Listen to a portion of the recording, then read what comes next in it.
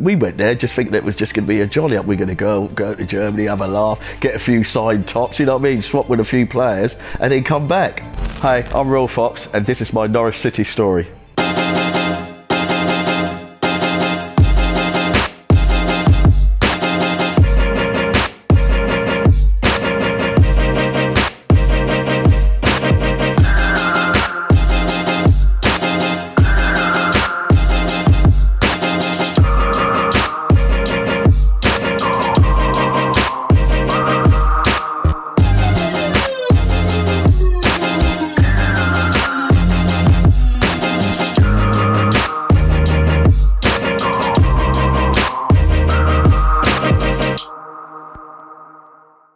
Norwich was the only team that really wanted me at the time.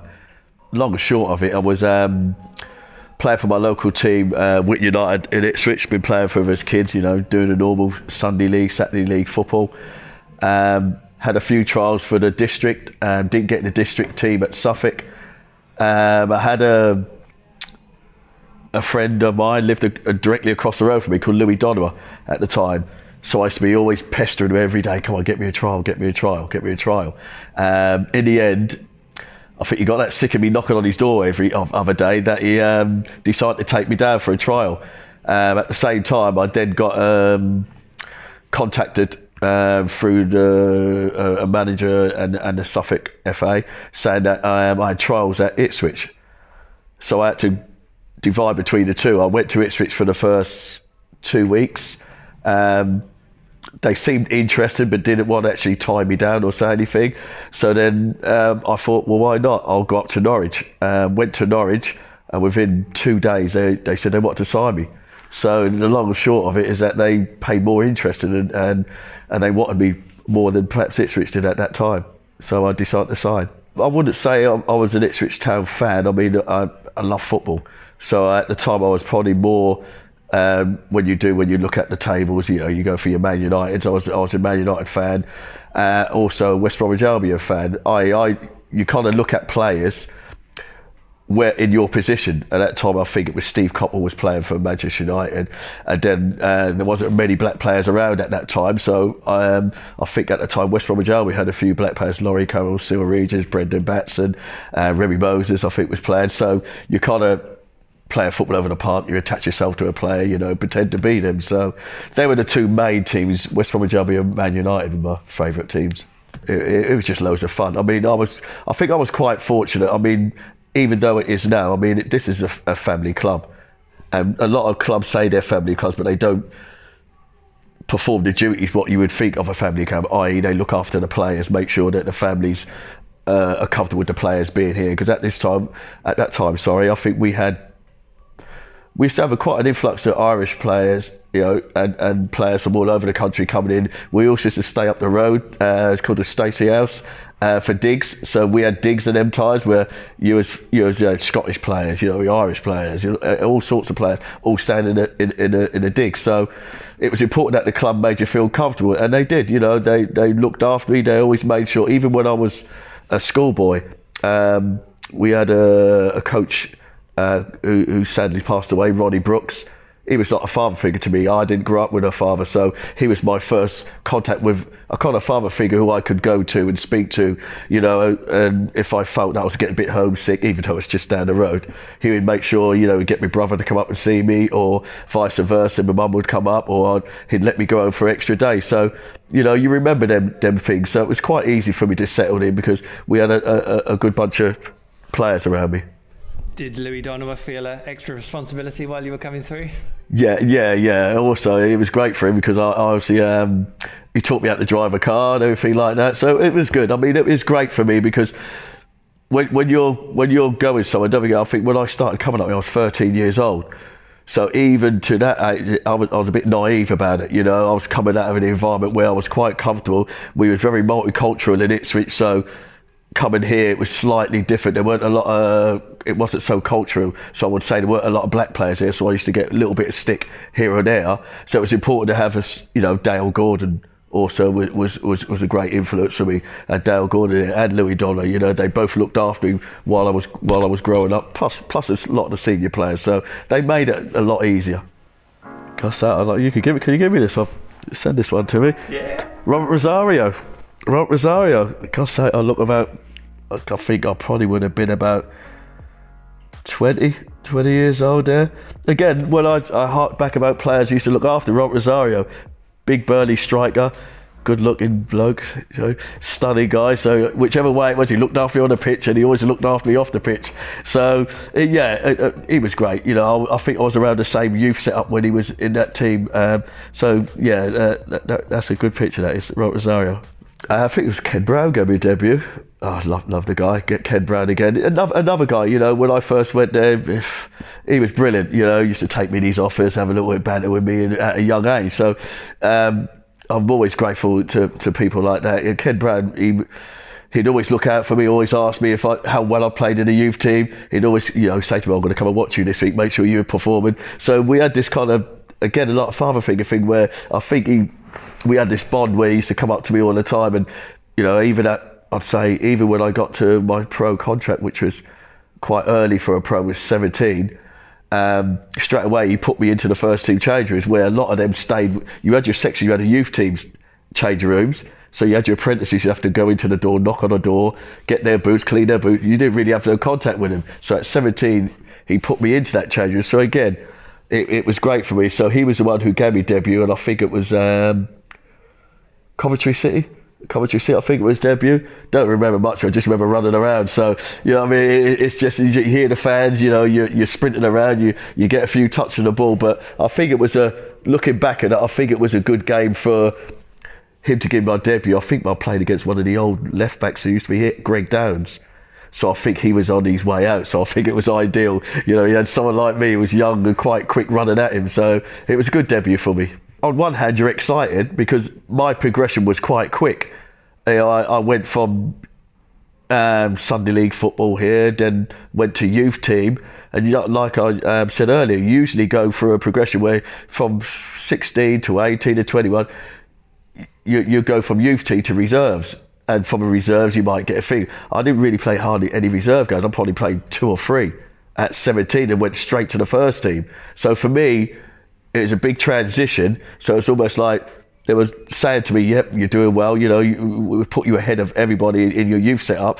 And then obviously getting a few games and then being pulled out. So at the time, there weren't such things as rotation, but I can understand, thinking about it now, it was probably a case where he was trying to rest me. But it was frustrating for me because I felt that I was doing everything correct, but at the same time, you got to remember, we still had Dale Gordon here and other players here. So I think the time Dale left and went to Rangers, I think then I started to get more regular games.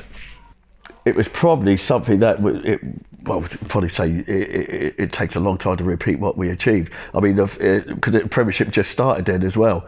So everyone was excited about it. The cameras, it was all new sky and everything else. The interaction with the players was a lot better. So for us, we I mean, looking back at it, it was fantastic. But at the time of it, we never even looked at it as something special.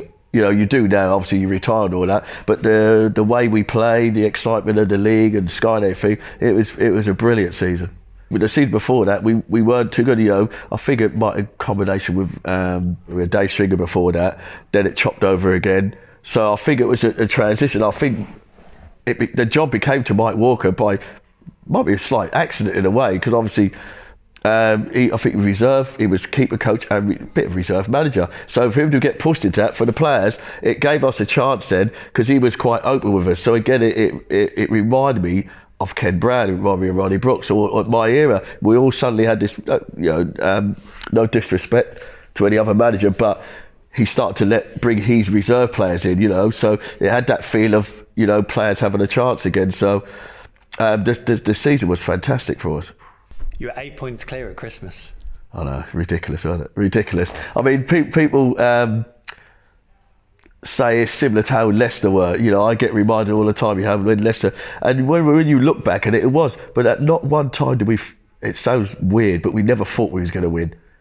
We never thought. I mean, we was more concerned about going on these runs because we had a bit of a win bonus. So we knew if we kept winning in concession that we would get more bonus money, because the money it was good, but it weren't fantastic. So for us, it was just a case of, you know, we were just going out having fun. Every time we went out there, then next week we won a game, and then it just takes on a rhythm of, you know, you don't fear anyone. There's more teams were fearing us all the time. How much was the win bonus? Not a lot. Not a lot. I'll be saying that, obviously, for us as footballers, it's, we say it's not a lot, but to the normal people it works. I won't disrespectful and start saying I didn't appreciate the money, but put it this way, sometimes the bonuses were bigger than the wages, because again, we used to be able to sit down at the beginning of the season. You had a club captain, you had a few of the senior players, or the ones who were important. They would sit down with someone from a football club, and you negotiate what bonuses you got. So they probably said, oh, they'll never get top 5. So our top 5 bonus was probably bigger than a lot of the wages. So when we got in the top 5, it was almost, it was happy day for us. But obviously for the club, they were thinking, Jesus, probably can't wait for them to lose a few games. So for us, it was brilliant. Oh, remember this one? Lee Power. We was like the Bostic boys, they used to call us. It was me, Lee Power, Chris Sutton. We used to always hang about together, so we'd be the ones who were giving out the stick at the football clubs. Off the pitch, we virtually lived together. You know, we spent a lot of time, which kind of helped on the football pitch. So yeah, I remember Lee was probably on the edges of getting in the team, and I think he just got back in the team against Man City. And I think it was we had a stint when me and him played up front for some strange reason. I don't know what it was, but I just set him up with a goal there. So we just come into some crazy dance. I don't know what it was, but yeah, still keep in touch with him. Top man, love him to death, Lee Power. That's an iconic celebration, that. I know. I think we must have started it off like, but yeah, I mean, it just makes me smile looking at it. I've actually got this picture at home. I mean, every game was a pressure game, and I think every game we went to, Sky cameras are following us. You know, it was all fun and games. You know what I mean? We were conceding a lot of goals, but scoring more than the other team. And I think we had Villa here. Was it Villa here? Yeah, John Paulson got the winning goal. But again, Villa had loads of chances. They should have beat us off the park.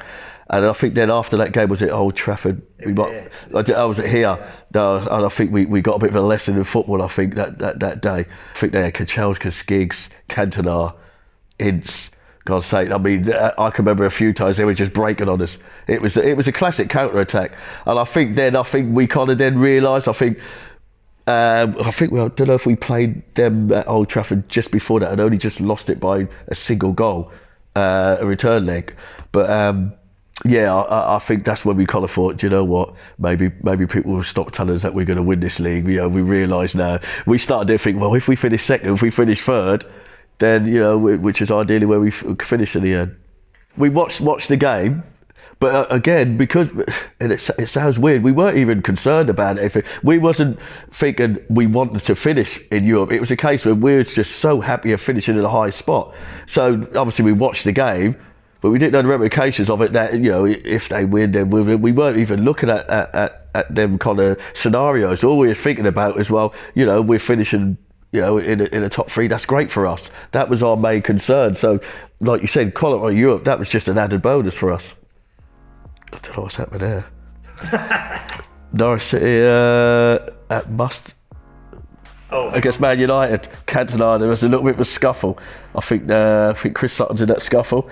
I'm on the outside, staying out of trouble. Obviously, height-wise, I'm not really going to get involved with the big fellas. So I don't know what it was, but there was a little scuffle against Man United. It might have been the game here. It might have been the game here when they eventually beat us. So I think there was obviously a lot of pressure on both teams. There was a lot of emotions. So yeah, I do remember that little bundle in the middle of the park. By then, like I said, we've already seen what the league had to offer. You know, so for us, it was almost, we was under, not would say under pressure, because we'd done so well the season before that. So it was a case of teams were fearing us by then. You know, some of us were getting a bit established. We were getting consistent games under your belt. You know, Chris was a young lad just coming to the team. So everything, we had Effin, like you said, Effin and Kuka we signed. So everything started to flow really nicely. And then obviously we had the Europe. So we needed that squad as well. So again, these European teams didn't really know anything about us, because, you know, they probably looked at our record and think, well, 2 seasons ago, they were nearly relegated. So for them, I don't think they really took us too serious. Such as Bayern Munich. What was that like going into Munich and playing that game? The TV pictures always make it look sort of half empty and no one really. I think because of the old stadium, Don't forget, I think it had a track around it, so the atmosphere wasn't that good anyway. But it was full up. There was full up. We could see our fans clearly there. It was full up. But again, I keep remarking back. It just felt like a normal game for us. We went there just thinking it was just going to be a jolly up. We're going to go to Germany, have a laugh, get a few side tops. You know what I mean? Swap with a few players, and then come back. So again, I think it was more the other teams kept underestimating us. We were just thinking, we'll just keep going as far until we blow up. Oh, that's a good one again. Chasing Jeremy Goss after his goal against Bayern Munich. Classic picture. I mean, like I said, he can dine on that for the rest of his life, Gossy. I mean, I still see him now. I mean, everyone loves him. He's such a nice, humble guy as well. So thoroughly deserved, and it brings a smile to the face seeing that picture of him. Whose shirt did you get? Can you remember from the home leg? I can't remember if it was Mateus. I can't remember. Had a 2 on the back. I've still got it, but it's framed up now in a glass frame. I think he was a Brazilian. Yeah, I can't. Adriano, I can't remember his name. It was brilliant. I mean, again, because of the season we had before, the support's always been brilliant. I mean, and that was probably one night the hairs at the back of your neck stood up. It was quite an emotional, especially after the game. It was kind of thing, once we got back to the change rooms and then we all realised there was a few tears that, I mean, obviously you got your joy there, but I think you sit there and the adrenaline starts to drain from you, and then you kind of get a little bit emotional because you think, do you know what, we've just beaten Bayern Munich, who have never been beaten at their ground up until the time, who probably still fancy beating us here.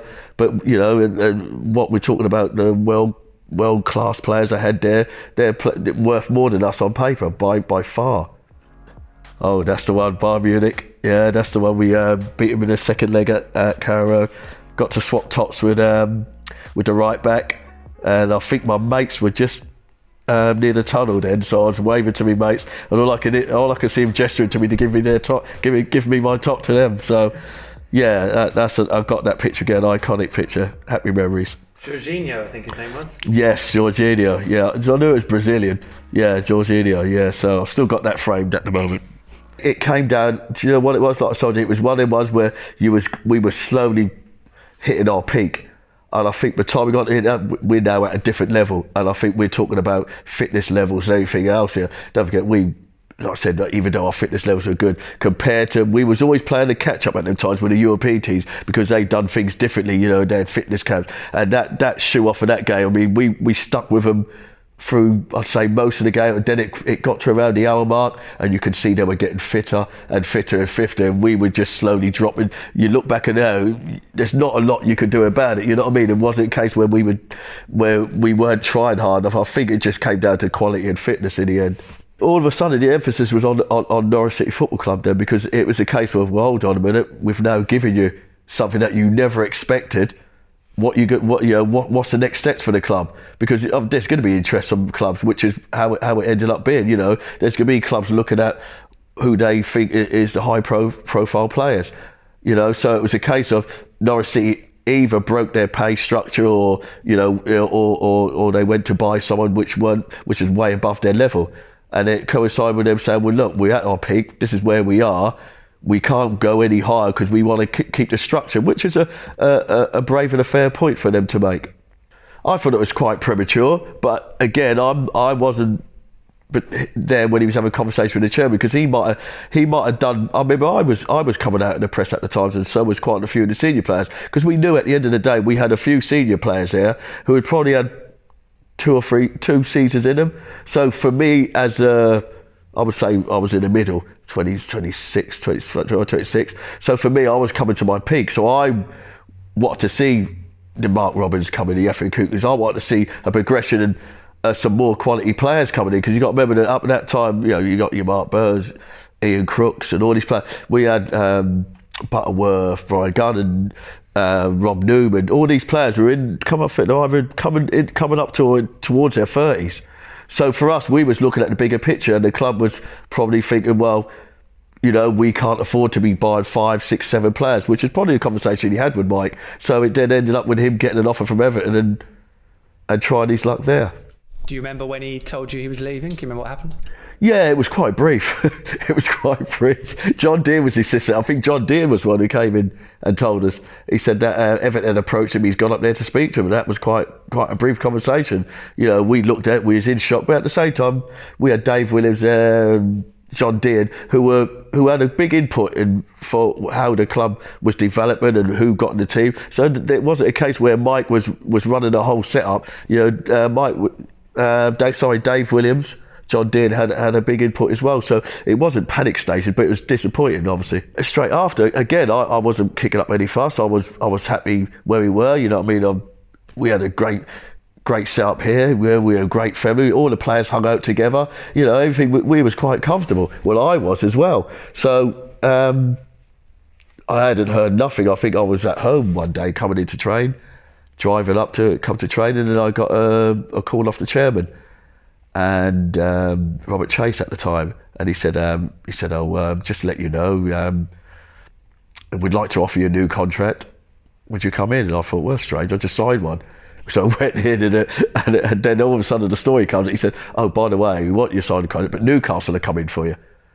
So it was kind of, well, you're telling me one thing, but now you're telling me another thing. So it was the kind of thing where, which is fair enough. He gave me the choice. He said, look, they've come in for you. They've made a substantial bid, which we might accept, but if you don't want to go, let us know, but we'd like you to sign a new deal. So I was kind of thinking, I said, well, I'm happy with the deal I've got, and not being big-headed. I was one of the highest paid players there anyway, so I don't think they were going to give me any more money than I was getting anyway. So it was a case of, do you want to speak to Newcastle? So I thought, well, he's almost given me the choice to do it. So that's how it ended. I went from going to training to turning around, going back to Ipswich, packing my bags and getting on a plane to fly up to Newcastle to go speak to Kevin Keegan. It just happened so quickly. Didn't even get to say goodbye to him because, again, it happened so quickly. I was in shock because 1 minute I'm coming to the train, next minute I'm turning my car around. I'm obviously phoned my mate Chris Sutton and a few others saying, look, man. But he told me to keep it quiet, so because at the initial I was just going up there to talk to him. So as far as I was concerned, nobody knew about it. And the only time I knew that they'd obviously let the story out, the time I got to Stansted, all the press were there at Stansted, and they all were phoning me up saying, Robert Chase just said you've turned down the contract and you want to go talk to Newcastle, which is a little bit over-exaggerated, but, it happens in football, So I ended up going up there, speaking of Newcastle, and because the offer was so big and they sold the club to me, massive club, I didn't end up even coming back to get me gear. I just stayed up Newcastle. So that was quite a strange way to leave a club, but it happens in football. I was just coming towards the end of my career, and I was humming and hawing whether to retire because I've been quite fortunate. I played at highest level. I never really had any injuries. I didn't really need to stop. I just kind of started falling a little bit out of love with it. I think I had a up and down time at Tottenham towards the end of my career. So I got a call from, again, ex-teammate Gary Megson. He said, oh, would you like to come up? And I was saying, well, no, I'm not too sure. Ended up persuading me to go up there, sold the club to me, told me, what he was trying to do with the players and stuff, and would like to have me there as an experienced player. So again, me going up there, it then reminded me, I thought, oh God, West Bromwich Albion. So the key factor for me to go in there was obviously I was a fan of West Brom growing up. One of my idols was Cyril Regis. And then when he told me that Cyril Regis was still part of the club, he was still helping out, then it was a no-brainer. Got straight in the car, drove up there, sorted out signing for West Brom, and straight away, first question was, where's Cyril Regis? Just wanted to meet him, to meet the guy. I even got an old West Bromwich Albion book for him to sign. So, it was a great ending, I would say, to my footballing career. Growing up as a young lad, like I spoke about earlier, there's no beating around it. It was a lot of racism around, you know what I mean? I was a black player. There was racism here, there's racism wherever I played. We was a minority then where it comes to football. I remember being 13, 14, getting abused all around Norwich when I used to play all the time. But it was lucky it kind of, I brushed it off in a way because it was a case where I let my football do all the talking.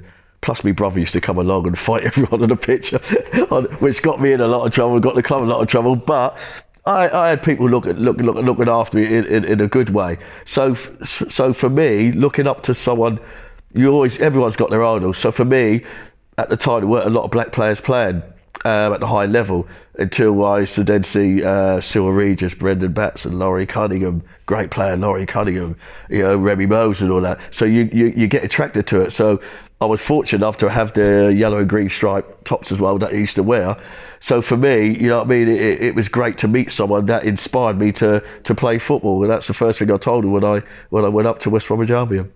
You're in the Hall of Fame here. How special is that for you? I'm very proud of it. I'm very proud. I mean, like I said, for a lad off the Ipswich estate, I still go back there now. I'm still part of the estate now, so I'm quite a humble guy. I'm not really into all this glam and everything like that.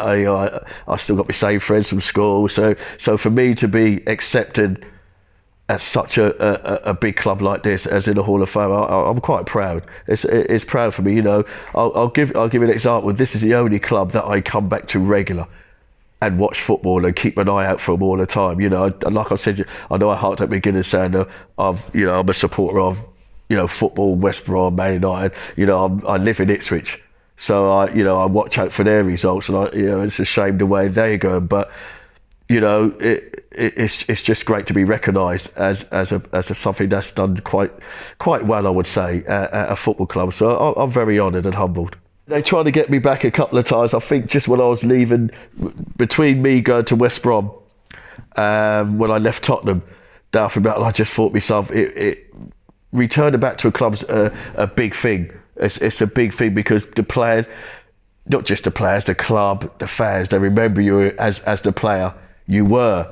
And I was a little bit, I was thinking, well, hold on a minute, I'm not the I'm not going to be tearing up and down the wheel now. I think I was 32, 33. I was thinking, you're going to get a different type of player. But I just felt that I'd been here, God's sake, from childhood. Don't forget, I'm talking nearly 10 years. So for me, that I felt that I've done enough at this club, and in some capacity, I would have probably liked to have come back in some sort of course. But at the time, I just felt the timing would have been all wrong. Rubbish. I'm better at eating than I am running a restaurant. I'll put that down. I had a restaurant in Ipswich. It was all right. Don't get me wrong. I enjoyed it at the time. Looking back, there's no point in having regrets, but it's not something I would go back into, put it that way. And how about Whitton United, where you started, where you are now? Started at Whitton United as a kid, got discovered there. I now run my fitness camp, my boot camps at Whitton United Football Club. I've been chairman at Whitton United Football Club since I've retired. I still play for the veterans team with Kieran Dyer, Titus Bramble plays for them. So we've got a bit of a decent vets team as well. So I love it. Like I told you, I'm a humble guy. I'm always going to be an Ipswich guy. I'm from Whitton Estate. I still live there now. I go back there all the time, and that's where I feel most comfortable.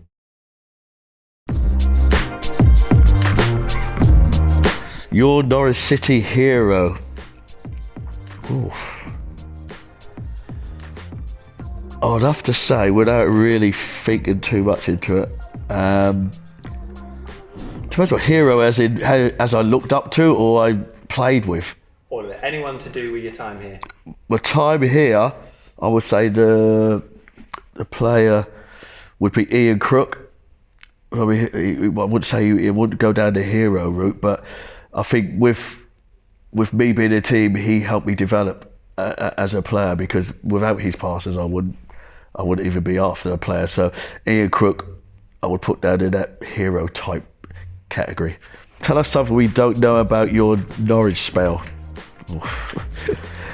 Or I can't say a lot on camera, but something nice. Tell us something we don't know about your Norwich spell. I don't know. Can I pass? You can pass. Can I pass? You can pass. When did it nearly end early for you at Norwich? I think at the time, I would say when I first got in the team. And then I got what they call now rotated or rested. But again, it was frustrating for me because I didn't have no explanation. I felt I was playing well, so I probably would have left before the first Premiership started, which would have been the '92 season. I might have left before that. Even before that, I was playing for the Norwich City youth team, and Ajax approached me. So I had a couple of opportunities to leave then, but decided to stay. Thankfully. Right, next question. Your favourite Norwich City moment or memory? It's got to be Europe, innit? It's got to be Europe. It's got to be playing against Bayern Munich. Who do you miss and why? I miss everything. I mean, there's not a particular person I miss. I think you miss the actual football. You miss the actual community of football. You miss the players. You miss the banter. It's because it's a community. And like you said, when you're around players, you're almost like robots. You come in, you're told what to do. You're kind of spoilt in a way. And it's hard to adjust to it when you first retire. As you've probably seen, there's been a lot of quite sad things with mental health and all that. I'll put it down the same category as when people are in the army. Because you're used to being around your own type of people all the time. And even though it's fun and everything, all of a sudden, it's almost like you're starting your adulthood again. When you leave football, you've got to start adjusting. So I would say it's not so much who I miss, it's more the actual environment of football I miss the most. Who don't you miss? Oh God, that'd be horrible. That means I don't like the person, doesn't it? No. It sounds a little bit, but I don't. There's no one that I don't really miss. You're Norwich City. You'd regret. I wouldn't say a regret. I would have loved to have seen if we could have pushed on any further, because it's nice, like we did in Leicester. It's nice having that recognition of doing well and people saying you've got a great setup with the team, and we proved a lot of people wrong. People who were spending 10 times as much money as us. So it'd been nice to see whether we could have just had a little try for another season before we all start to break up as a squad. Next one. Was the grass greener? I'd say yeah. I think Newcastle was a brilliant step up for me. You had Kevin Keegan there, Terry McDermott. So the type of football they were playing was Liverpool style football, which was attacking, entertaining, never got asked to defend once. So I was more than happy with that. I played with some great players, Andy Cole, Peter Beardsley at Newcastle. Then I went to Tottenham, played with David Ginola, Les Ferdinand, Teddy Sheringham, the names go on. So when you're playing along that and you get that recognition, you can't regret it. You can't regret it. So no regrets. And the grass was slightly green, I'd say, slightly greener. Your message to the Norwich City fans. Message to Norwich City fans was I've always been appreciated, even though I'm from the other end. I wouldn't say where. You've always accepted me. You've been great from even when I was a child up until adulthood. I've always been made welcome here, like coming here today. So I'd like to say thanks to all the fans. I love you a lot, and hopefully we'll have a lot more successful seasons at Norwich City. Chris Sutton, because he loves talking. I've seen all these Instagrams. He's a guy who's gone from not talking to anyone when he was at football club. You can't get him off the screen now. So yeah, put him here. Let him talk here.